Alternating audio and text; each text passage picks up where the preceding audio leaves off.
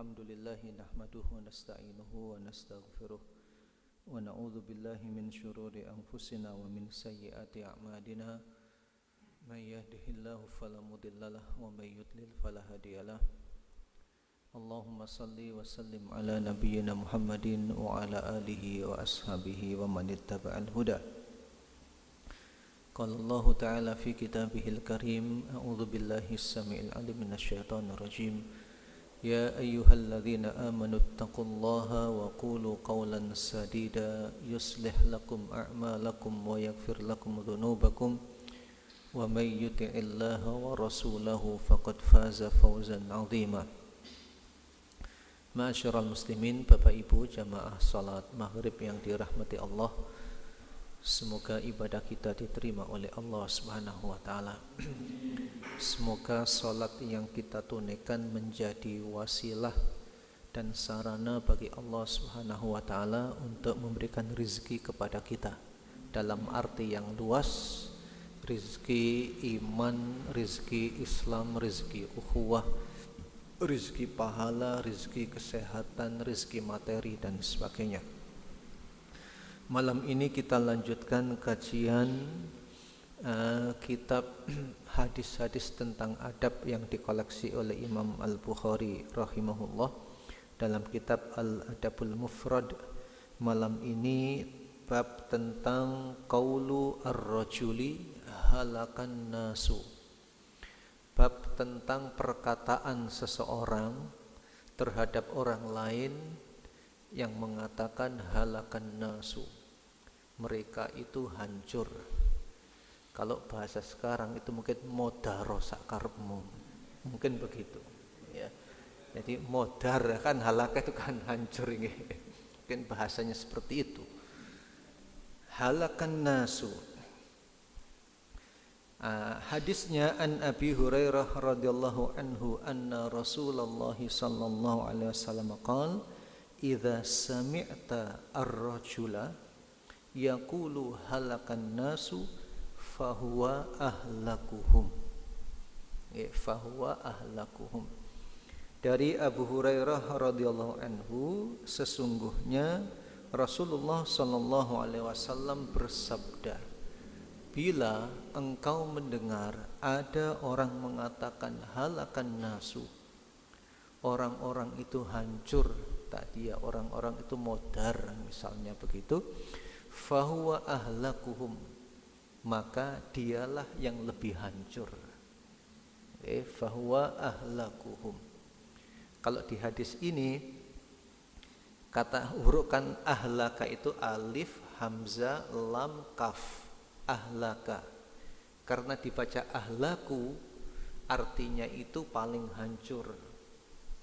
Kalau ahlaka menghancurkan. Jadi beda harokat, beda arti. Kalau ahlaku berarti ismu tafdil, kata yang menunjukkan arti lebih atau paling.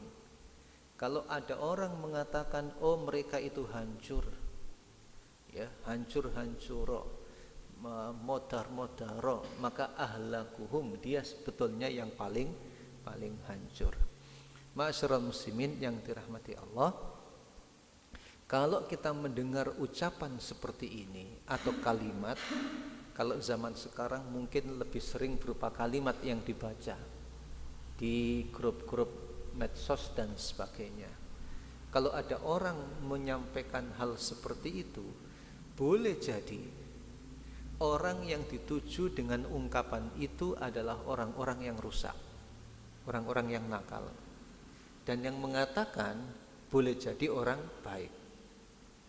Atau mungkin saja yang dituju oleh kalimat tersebut mereka hancur adalah orang-orang baik, maka yang mengatakan ini orang yang bagaimana? Yang tidak baik. Sebagaimana umpatan-umpatan orang-orang kafir kepada Rasulullah sallallahu alaihi wasallam. Kita ambil satu contoh saja.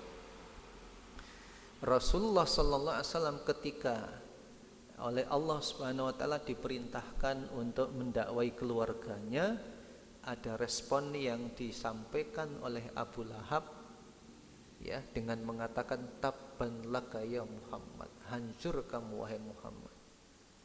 Ya. Oleh Allah dijawab, tabbat siada abi lahabiu wa tab. Tetapi penempatan hadis ini pada bab ini sebetulnya tidak terkait dengan itu. Terkait dengan ketika orang melihat orang lain berbuat rusak, kemudian orang ini mengatakan apa? Ahlaku, halakan nas. Mereka itu hancur, mereka itu rusak. Apalagi dikaitkan dengan hadis-hadis sebelumnya yang menyebutkan man satara musliman, siapa yang menutupi aib dan kesalahan saudaranya. Berarti hadis ini terkait dengan sikap apa yang seharusnya ditunjukkan oleh seseorang ketika melihat orang lain atau masyarakat lain membuat kerusakan atau melakukan perbuatan-perbuatan yang rusak. Oke, bisa dipahami ya. Jadi ucapan halakan nasu itu boleh jadi diucapkan oleh orang yang baik ketika menyaksikan masyarakat yang rusak, atau diucapkan oleh orang yang rusak terhadap orang yang baik. Tetapi penempatan hadis ini setelah man satara musliman, siapa yang menutupi kesalahan saudaranya, maka terkait dengan apa? Ucapan yang mungkin disampaikan oleh orang yang baik kepada pelaku kerusakan atau keburukan. Nah, Bapak Ibu yang dirahmati Allah, pelajaran penting dari hadis ini itu begini. Saat kita melihat, menyaksikan atau membaca orang yang melakukan kerusakan atau yang bersangkutan pelaku kemaksiatan, hadirin yang dirahmati Allah Subhanahu wa taala, ini sebetulnya ada peluang pahala bagi kita. Tapi kalau tidak hati-hati bisa menjadi dosa. Jadi kita melihat orang yang berbuat salah itu bisa saja kita dapat pahala, bisa mendapatkan apa? Dosa. Di antara yang menyebabkan kita dapat pahala saat menyaksikan orang berbuat salah itu, kita menerapkan misalnya surat Al-Asr. Di situ disebutkan wal asri atau wal asr innal insana lafi khusrin illalladzina amanu wa amilus solihati wa tawasaw bil haqqi wa tawasaw bis sabr. Sungguh manusia dalam keadaan merugi kecuali yang beriman, beramal soleh, dan orang yang saling menasehati dalam kebaikan, dalam kebenaran, dan juga dalam kesabaran. Kalau kita melihat orang yang salah menurut ayat ini, kita akan sukses, kita akan unggul dan mendapatkan pahala ketika kita apakan orang yang berbuat salah itu. Kita nasihati. Kita nasihati, kita ingatkan yang bersangkutan. Boleh jadi Bapak Ibu rahimakumullah, orang yang berbuat salah itu boleh jadi tidak tahu kalau itu salah. Panjenengan pernah atau tidak pernah melakukan perbuatan yang panjenengan anggap biasa-biasa saja dan tidak ada apa-apa, tapi sebetulnya salah. Pernah apa tidak? Pernah. Baik dalam perilaku rumah tangga, perilaku ekonomi, perilaku politik, perilaku bisnis dan lain sebagainya, sangat mungkin kita pernah melakukan sesuatu yang kita anggap tidak ada apa-apa, atau karena kita tidak tahu bahwa itu tidak boleh kita lakukan. Nah, hadirin yang rahmati Allah SWT, sehingga terhadap orang yang salah itu, yang harus kita lakukan agar kita mendapatkan pahala itu adalah apa? Memberikan nasihat kepada yang bersangkutan. Apalagi ciri manusia. Ciri manusia itu kalau disebutkan di dalam Al-Quranul Karim, yang menyebabkan melakukan perbuatan salah itu diantara sebabnya begini. Yang pertama, ini dialami oleh Nabi Adam alaihi salatu wassalam. Allah berfirman, walaqad ahidna ila adama fanasiya walam najid lahu azma. Dalam surat Toha diceritakan seperti itu. Kami telah melakukan perjanjian dengan Nabi Adam, fanasiya, tapi dia lupa. Dan tidak kami temukan pada dirinya azma, kemauan dan tekad yang kuat. Nah, di antaranya saya pernah membaca dalam kitab yang berjudul kisah-kisah di dalam sunnah Nabi terkait dengan Nabi Adam yang lupa itu, sebetulnya jatah umur beliau itu panjang, Pak. Dan ketika Nabi siapa itu ya, kemudian Nabi Adam itu siap memberikan sebagian usianya itu kepada Nabi tersebut. Nah, ketika didatangi oleh malaikat untuk dicabut nyawanya, Nabi Adam bilang, loh, jatahku kan masih belum waktunya, jatah hidupku masih ada. Oleh malaikat diingatkan, loh, dulu kan jatahmu dikasihkan kepada si fulan itu, dijadikan pada, atau kalau tidak salah anak keturunannya, ya, kan sudah dikasihkan itu. Fanasia, Nabi Adam lupa. Nah, Bapak Ibu yang dirahmati Allah Subhanahu wa taala, selama disebut dengan manusia dan pasti ada lupa, boleh jadi kesalahan-kesalahan yang dilakukan diantaranya oleh faktor lupa ini. Kalau lupa bagaimana? Kalau lupa kemudian berbuat salah, fadzakir fa inna dzikra tanfa'ul mu'minin. Ingatkan, berilah peringatan, pasti bermanfaat kalau dia memang betul-betul orang yang beriman. Jadi hadirin yang dirahmati Allah, ketika kita melihat dan menyaksikan orang berbuat salah, bisa mendapatkan pahala bila kita saling tanasuh atau saling menasehati atau tawasau, saling berwasiat di dalam kebaikan. Masyarul muslimin yang dirahmati Allah. Nah, sebab berikutnya, orang berbuat salah boleh jadi lupa, dan ini diingatkan. Ya, diingatkan. Terus walam najid lahu azma, boleh jadi lemah motivasinya untuk melakukan kebaikan-kebaikan itu. Nah, biasanya kita kalau menghadapi anak-anak kita kan begitu, Bang, ya. Anak-anak kita itu ketika disuruh sholat, angelnya luar biasa. Makanya kita ini kan diperintah bersabar betul. Ya, wa'mur ahlaka bis sholati, perintahkan anak-anakmu, keluargamu untuk sholat, wastabir alaiha, dan bersabarlah. Kita sendiri sabar di dalam sholat, sabar juga di dalam memerintah anak sholat itu. Sudah dibangunkan berkali-kali ya, angel. Kayaknya sama dengan kita dulu begitu juga, Pak, ya, angel. Angel gugahan ya, podo ae. Dibangunkan kok angel dan lain sebagainya. Tadi walam najid lahu azman. Boleh jadi juga orang berbuat salah itu karena dzuluman jahula, karena zalim atau karena jahil dan tidak tahu. Ini semua hadirin yang dirahmati Allah Subhanahu wa taala, untuk agar mendapatkan pahala diperintahkan untuk mendakwahinya, tawasau, tazkiyah, tanasuh atau saling menasehati dan mengingatkan yang bersangkutan. Tetapi hadirin rahimakumullah,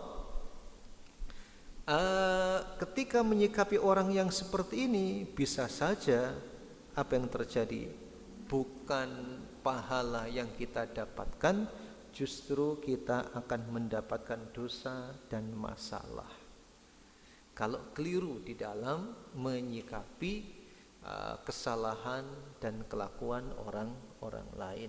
Di antaranya disebutkan oleh hadis ini, ya. Ketika ada orang yang melihat kesalahan di pihak lain kemudian dia mengatakan halakan nasu, ya, yang dimaksud dengan begini, pengertian halakaan nasu ini, dia terus menyebut-nyebut kesalahannya, dia terus menyebut-nyebut kesalahannya, bahkan juga menceritakan kesalahan-kesalahan orang itu, atau kesalahan masyarakat itu. Di sini disebutkan wahalaku fahuwa ahlakuhum. Ingat Bapak Ibu, di sini di dalam teks hadisnya ini harokatnya menggunakan dhamma, tadi sudah saya sampaikan, ai aswa'u halan minhum bima yalhaquhu minal ithmi fi aibihim wal waqi'atu fihim. Pengertian ahlakahum ini, orang yang mengucapkan ini, atau ahlakuhum ini, orang yang mengucapkan kalimat halakan nasu tadi ini, kondisinya aswa'uhum halan, lebih buruk dibanding orang yang melakukan keburukan tadi, ya. dan akan mendapatkan dosa yang lebih buruk lagi. Ya, mendapatkan dosa yang lebih buruk lagi. Yalhaquhu minal ithmi fi aibihim. Kenapa? Karena dia mencela tadi itu. Nah, ma'asyiral muslimin yang dirahmati Allah Subhanahu wa taala, ternyata para ulama di dalam kitab ini dikutip tentang kalimat ahlakuhum itu. Ahlakuhum ini yang kalau tanpa harokat terdiri dari huruf alif, ha, lam, kaf ditambah dengan kata ganti hum, ya, yang berarti mereka. Apakah dibaca ahlakahum atau dengan nasab harokat dom fathah, au ahlakuhum birraf'i dengan harokat dhamma kalau di dalam hadis ini. Nah, qala An-Nawawi wal Humaidi fil jam'i menyebaina sahihaini al masyhur birraf'i. Yang paling terkenal, yang paling umum digunakan adalah bidhammi. Bidhammi berarti bacaannya adalah ahlakuhum, ai asyadduhum halakan, lebih hancur dan paling hancur. Ma'asyiral muslimin yang dirahmati Allah, sebetulnya kalau digunakan kata atau harokat fathah ahlakuhu, ahlakahum, ini sebetulnya masih juga bisa diterima maknanya. Kaitannya dengan sebelum-sebelumnya, okay? Bahwa orang itu ketika dia berbuat jahat kemudian dicela, itu hidupnya itu hancur, Pak. Okay? Hidupnya itu hancur. Kalau harokatnya ahlakahum, maka orang yang mengatakan halakan nasu itu menghancurkan dia. Okay. Bapak Ibu yang dirahmati Allah Subhanahu wa taala, sekarang, okay, zaman sekarang orang bisa karirnya terputus, masa depan ekonominya terputus, masa depan politiknya terputus, masa depan sosialnya terputus. Sebetulnya bukan karena kesalahan yang dia lakukan, tapi karena cara orang dalam menyikapi kesalahan tersebut, dibuli habis-habisan sehingga seolah-olah yang bersangkutan tidak memiliki masa depan. Karena dianggap tidak memiliki masa depan karena citranya sudah baik, sudah jelek, okay?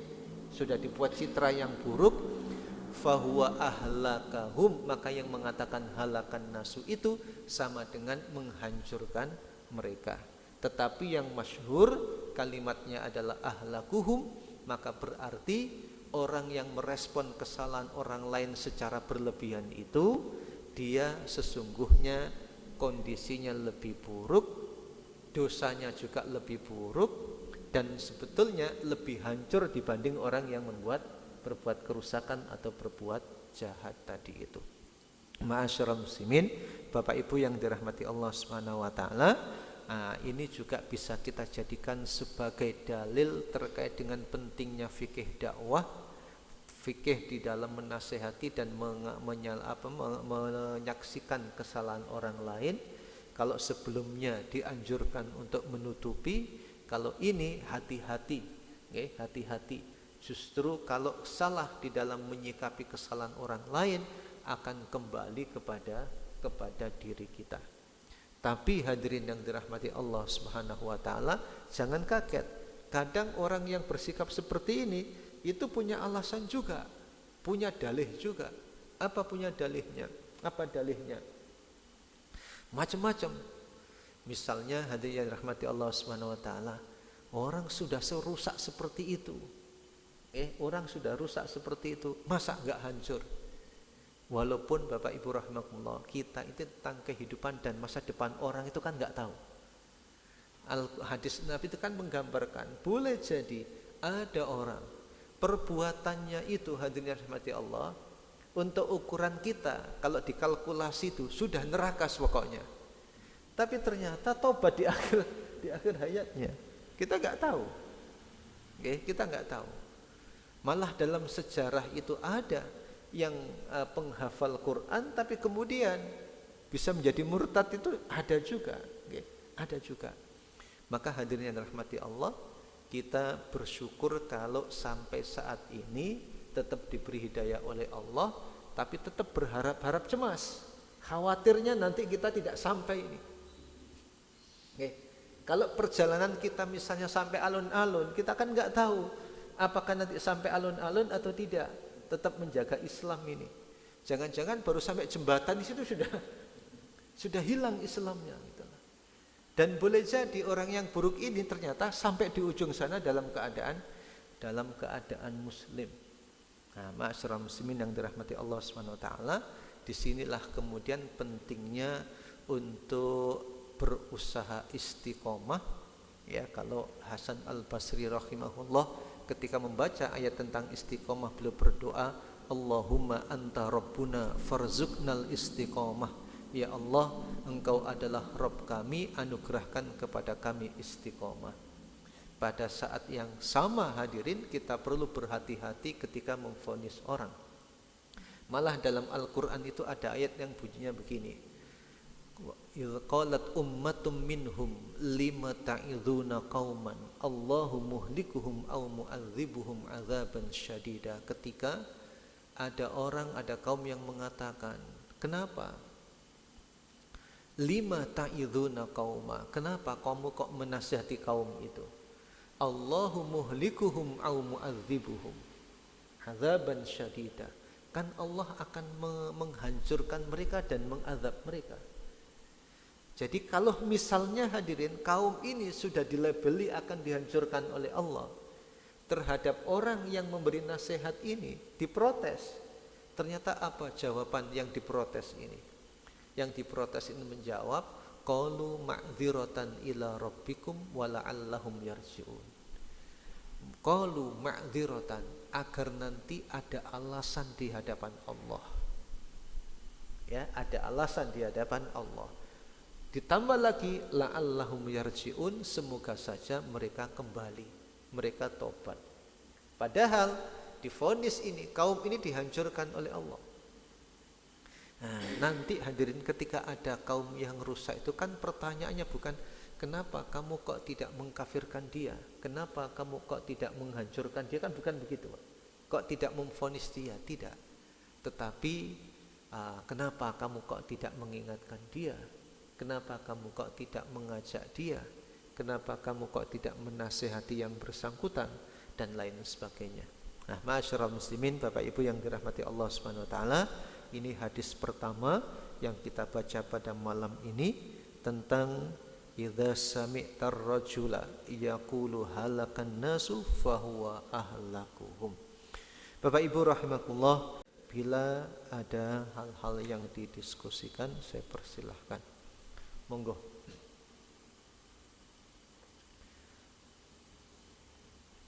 Nggih, monggo Bapak.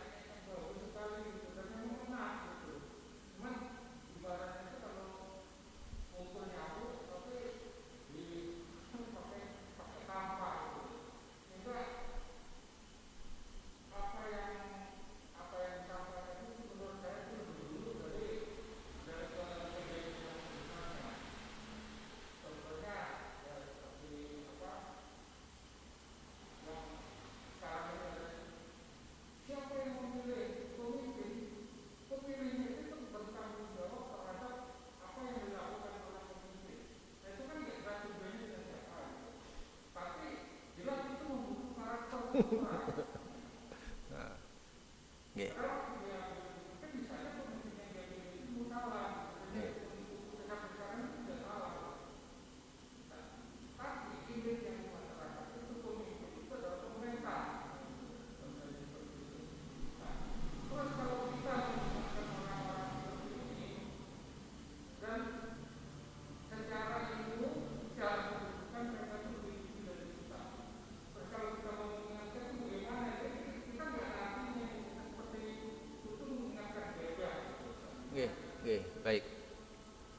Hadirin yang dirahmati Allah Subhanahu wa taala, sebetulnya siapapun kita itu terikat dengan kaedah-kaedah, Pak. Kaedah dalam kehidupan itu begini. Siapapun bisa salah kecuali Rasulullah sallallahu alaihi wasallam. Kalau kaedahnya Imam Malik rahimahullah itu kullu ahadin yu'khadhu wa yutraku illal ma'sum sallallahu alaihi wasallam. Setiap orang itu bisa diambil perkataannya, bisa juga tidak, kecuali Rasulullah sallallahu alaihi wasallam. Jadi siapapun, Mbak, bisa salah. Nggih, siapapun bisa salah. Kalau terkait dengan dalil, dalilnya benar. Tetapi dalam penerapan dan implementasinya boleh jadi kurang tepat. Oke. Boleh jadi hadirin yang dirahmati Allah Subhanahu wa taala, dalil yang digunakan benar, tapi sebetulnya ada dalil lain yang lebih benar. Oke. Kadang dalam menyikapi persoalan itu hadirin, ada dalil yang baik digunakan, tetapi ada yang lebih baik digunakan. Oke. Ada yang baik digunakan ketika kita disalahin orang, boleh nggak kita balas? Boleh apa tidak? Boleh. Tapi pembalasan yang sejenis. Tetapi ada yang lebih bagus, apa? Wa anta'fu wa tasfahu. Jika kamu memaafkan dan melupakan kesalahan, itu lebih baik. Jadi ada pilihan kadang begitu. Oke, ada gitu. Jadi Bapak Ibu yang dirahmati Allah Subhanahu wa taala, ketika disepakati bahwa ada yang manusia itu kemungkinan salah dan kemungkinan alfa, maka berikutnya apa? Kaidah siapapun bisa mengingatkan. Kan begitu, Pak. Siapapun bisa mengingatkan. Justru hadirin yang dirahmati Allah, kunci keselamatan itu bukan sekedar mengingatkan, tapi siap untuk diingatkan. Bahasa ayatnya apa, Pak? Tawasau bil haqqi dan tawasau bis sabri. Kata tawasau itu kalau dalam bahasa Arab itu punya arti saling, Pak. Oke, saling. Saling. Nah, memang hadirin rahmati Allah, dalam kehidupan sosial kita itu ada ewuh pakewuh, Pak. Guru dianggap lebih benar dibanding muridnya. Tapi pertanyaannya, guru bisa nggak salah? Bisa. Nah, murid bisa nggak benar, Pak? Benar, bisa. Yang sepuh bisa nggak salah, Pak? Bisa. Yang muda bisa nggak salah? Bisa. Tawasau, saling mengingatkan itu, apakah dari orang tua kepada yang lebih muda saja, ataukah bisa yang lebih muda kepada yang lebih tua? Semuanya. Oke. Jadi hadirin, Umar bin Abdul Aziz itu pernah didatangi oleh sekelompok utusan dari satu kabilah. Ketika beliau mempersilahkan, tolong juru bicaranya menyampaikan. Yang maju itu, Pak, yang masih muda, Pak, mungkin masih anak-anak. Nah, Khalifah mengatakan, apa enggak ada yang lebih tua sebagai wakilnya? Ternyata pinter anak itu jawab, wahai Amirul Mukminin, kalau segala hal itu yang menentukan adalah usianya, saya kira yang lebih berhak untuk duduk di singgasanamu itu masih banyak, yang lebih tua dari kamu. Kenapa? Ya sudah, kalau gitu kamu ngomong. Nah, jadi hadirin yang dirahmati Allah Subhanahu wa taala, Bapak Ibu rahimakumullah, kita kalau memang melihat